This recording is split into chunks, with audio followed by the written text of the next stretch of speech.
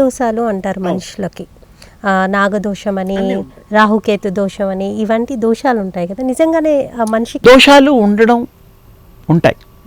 దానికి పూజలు సవ్యంగా సక్రమంగా చేసే మహత్యం కలిగిన వాళ్ళు, వాక్శుద్ధి కలిగిన వాళ్ళు, పూజ చేసే దురంధరులు ఎవరైతే ఉంటారో మహనీయులు మహితాత్ములు, వాళ్ళు చేసినప్పుడు ఆ దోషాలు పోతాయి. అంటే వాళ్ళకి ఆ స్వచ్ఛత నియమ నిబద్ధతలతో చేస్తారు. పద్ధతి ఉంటుంది, క్రమశిక్షణ. ఎవరు పడితే వాళ్ళు పూజలు చేయరుగా, అవును, వాళ్ళు చేస్తే ఆ దోషాలు తొలుగుతాయి.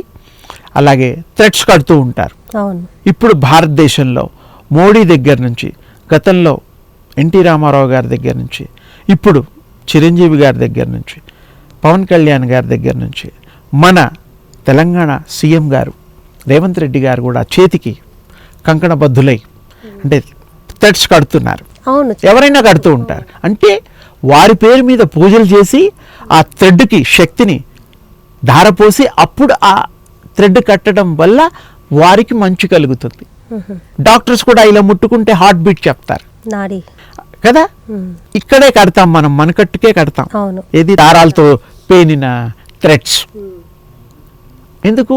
దీనికి హార్ట్కి బ్రెయిన్కి సంబంధం ఉంటుంది. అందుకని ఈ కట్టడం వల్ల మనకి మంచి జరుగుతుంది. పక్షం రోజులు ఒక మండల దీక్ష, అలా కొన్ని రోజులకి కొన్ని దారాలు తెగిపోతూ ఉంటాయి. అందుకని మళ్ళీ మారుస్తూ మారుస్తూ కడుతూ ఉంటారు. అవి పని చేస్తాయి. చేసే వాళ్ళని బట్టి శక్తి కలిగిన వాళ్ళు చేయాలి. ఎవరు పడితే వాళ్ళు చేస్తే అది అంత లాభదాయకం కాదు, ఉపయోగంగా ఉండదు. ఇప్పుడు 12 రాసులు ఉన్న వాళ్ళకి దినఫలాలని రోజువారీగా చెప్తూ ఉంటారు. అవును, ఆ కాంబినేషన్లో ఉండే వాళ్ళకి దినఫలాలు ఇలా జరుగుతాయి అనేది సత్యమే. అది అందరికీ ఎందుకు అవ్వడలేకపోతున్నాయి, కొంతమందికి అవుతున్నాయి. అంటే ఇక్కడ ఏంటంటే ఆ చెప్పే వాళ్ళు రాశి ఫలాలు కానీ వాళ్ళు కానీ వాక్శుద్ధితో, దైవశక్తితో, దైవానుగ్రహంతో చెప్పిన వాళ్ళకి, ఆ లెక్కలు కట్టే వాళ్ళకి తప్పకుండా వాళ్ళకి ఫలితం కుదురుతుంది. అంటే మనిషి జీవన శైలిలో జరిగే విషయాలనే వాళ్ళు ఎక్కువ మటుకు చెప్తూ ఉంటారు. ఇప్పుడు చదువు కావాలి, ఫారెన్ మనం ట్రిప్ ఉందా లేదా కావాలి, పెళ్ళిళ్ళు కావాలి, పిల్లలు పుట్టడం కావాలి, ధనం సంపాదిస్తానాలైనా కావాలి, నా ధనం పోయింది వస్తుందా లేదా కావాలి, వ్యాపారం చేస్తున్నా మా పార్ట్నర్తో నాకు కలిసి వస్తుందా కాదా అని కూడా అడుగుతూ ఉంటారు. రకరకాలు, తప్పులేదు. పెళ్ళికి కూడా పొందనలు చూస్తారు. ఈ అమ్మాయితో నేను లైఫ్ లాంగ్ బాగుంటానా లేదా, అవి కూడా చూస్తారుగా. అలాగే నాకు ఎలాంటి కొడుకులు పుడతారని తల్లులు, ఇవన్నీ కూడా సత్యమే జరుగుతాయి చెప్పేవాళ్ళని బట్టి.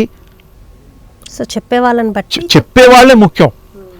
వాళ్ళు శక్తి సంపన్నులైనప్పుడు, దైవ ఉపాసన చేసినప్పుడు తప్పకుండా వాక్శుద్ధితో ఫలితం ఉంటుంది.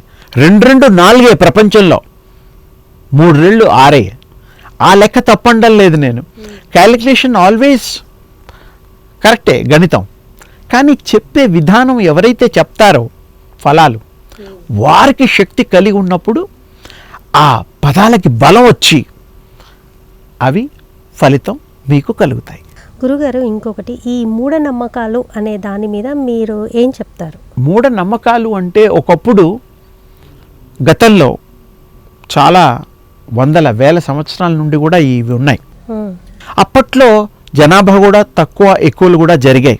అప్పట్లో అవి జరిగిన వాటిని పిల్లి శకునం చూసేవారు, కాకి శకునం చూసేవారు. అది వచ్చి ఇంటిపైన కావు కావు అని అరిస్తే చుట్టాలు వచ్చేవారు.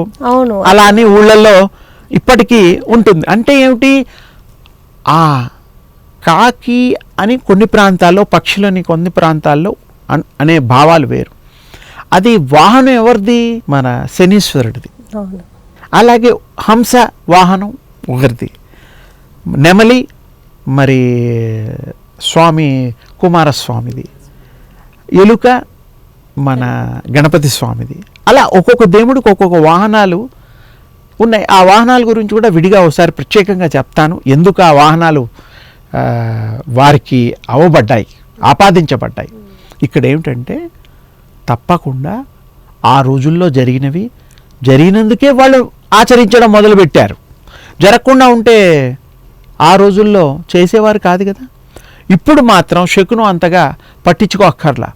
ప్రతి ఇళ్లలో పిల్లులు పెంచుతున్నారు, అదే కదా, కుక్కల్ని పెంచుతున్నారు, రకరకాల పక్షులు పెంచుతున్నారు.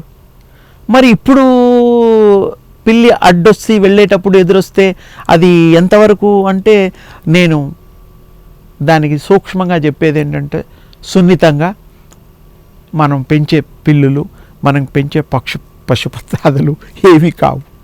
అప్పట్లో రేర్గా వచ్చేవి, ఓకే, రేర్, ఇళ్లలో అప్పట్లో ఉండేవి కావు, బయట ఉండేవి. కొన్ని వాళ్ళు పెంచేవాళ్ళు వేరే వాళ్ళు ఉండేవారు. అది దానికి దీనికి పోలిక పెట్టకూడదు. అందుకని ఈ రోజుల్లో పెద్ద పుల్ని పెంచే వాళ్ళు కూడా ఉన్నారుగా, దుబాయ్లలో, వేరే కంట్రీ, ఎక్కడెక్కడో ఉన్నారు. ఇప్పుడు అప్పుడు ఉండేవన్నీ ఇప్పుడు ఇళ్లలో ఉంటున్నాయి. పావులను కూడా పెంచుతున్నారు. ఒకప్పుడు పావును పెంచేవారా? పావులు పట్టేవాళ్ళే పెంచేవారు. అంటే ఇప్పుడు అంతా మారింది. కలియుగంలో ధర్మం మారింది, కలియుగంలో మనుషుల ప్రవర్తన మారింది. అందుకని ఆ రోజులు ఈ రోజులు అదే డిట్టోగా అవుతాయనేటువంటిది సత్యదూరం. కొన్ని అవ్వచ్చు కోయిన్సైడ్గా. అంటే ఇప్పుడు బ్రహ్మం గారి కాలజ్ఞానం ఆయన రాసినవన్నీ అవుతున్నాయి. ఆయన మహానుభావుడు, త్రికాలాల్ని చూసి భవిష్యత్తును రాసినటువంటి మహిమాన్వితుడు. అలా ఇలా కాదు, భవస్వరూపుడే ఆయన. విశ్రాంశ అంటారు. ఆయన ఇప్పటికీ ఉన్నారు సజీవంగా. ఇంకో గొప్ప విశేషం, ఆయన సమాధిలోకి వెళ్ళి, జీవ సమాధి వెళ్ళినప్పుడు ఈరోజు కూడా ఆయన అందులో ఉన్నారు. వాళ్ళ సొంత కొడుకే పెద్దబ్బాయి ఒక మారు తీసి చూశాడు ఆయనకి. వాళ్ళ అమ్మగారు వారు వారించారు. దాది ఒక చరిత్ర ఉన్నది. అంటే మంచి ఉద్దేశమే, అంటే వారు ఉన్నారా లేదా అని ఆయనకి ఎందుకో సందేహం కలిగింది. ఆయన ఉన్నారు, నేను ఉంటాను అని చెప్పారు. ఆయన చెప్పే వెళ్ళారు. అంటే తండ్రి మీద అపనమ్మకం కాదు, కానీ ఎందుకో ఆయన తీశారు, చూశారు, మళ్ళీ వేసేశారు. ఆయన కూడా చెప్పారు మళ్ళీ ఇలా చేయొద్దని తండ్రి గారు. అంటే ఇప్పుడు ఈ కలియుగంలో కూడా ఉన్నారని అంటారు. చాలా మంది ఉన్నారు సమాధి స్థితిలో. మనం కూడా, వారేమో అండర్ గ్రౌండ్లో వెళ్ళారు. మనం రోజు సమాధి స్థితిలో నైట్లో వెళుతూ వస్తూ ఉంటాం. అవన్నీ యోగశాస్త్రంలో ఉంటాయి. అదొక రోజు విశేషంగా సమాధి, స్వప్నావస్థ, తురియావస్థ, ఇవన్నీ కారణ జన్ములు, కారణము, మహాకారణ శరీరాలు, ఇవన్నీ గురించి కూడా మనం ఓసారి శరీరం, సూక్ష్మ యానాలు, సూక్ష్మ శరీరాలు, ఇవన్నీ కూడా మనం చక్కగా డీటెయిల్డ్గా మాట్లాడి ప్రజలకు అందిద్దాం.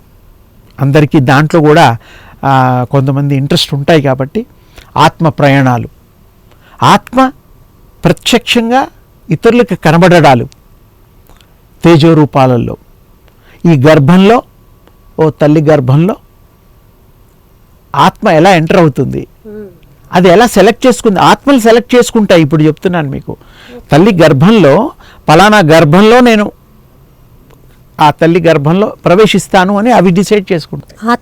ఆత్మలు ఐడియల్ ఆత్మలని ఒక లోకం ఉన్నది, ఆత్మలోకాలు అంటాం. గతంలో చెప్పాను నేను. ఎన్ని లోకాలు ఉంటాయి? పితృలోకం ఉంది కదా ఒకటి, మీకు అందరికీ సంవత్సరానికి ఒకసారి పెడతాం. అలాగే ఆత్మల లోకాలు, దేవుళ్ళకి బ్రహ్మలోకం, విష్ణులోకం, శివలోకం, ఇలా బోల్డ్ లోకాలు ఉన్నాయి. దాన్ని డైమెన్షన్స్ అంటాం మనం. కింద కూడా ఉన్నాయి 7 లోకాల కింద పైన, భూలోక, సువర్లోక, అన్ని లోకాల కింద పైన ఉన్నాయి. కృష్ణుడు వాళ్ళ అమ్మకి నోరు తెరిచి చూపిస్తాడు అమ్మ. అలాగే స్వామివారు 15 లోకాల్ని వారితో ఉండడం బట్టి 14 లోకాలు ప్లస్ ఆయన 15 చూపించాడు. ఇలా మనం కూడా అన్ని లోకాల్లో కూడా ధ్యానంలో, యోగంలో ఒక స్థాయికి వెళితే ప్రయాణం చేయొచ్చు. శరీరంతో ప్రయాణం చేసిన యోగులు కూడా ఉన్నారు. ఈ శరీరం లేకుండా కూడా ఆత్మ ప్రయాణాలు కూడా తేజో రూపాల్లో చేసిన వాళ్ళు ఉన్నారు. మన పూర్వీకులు ఎన్నో ఉన్నారు.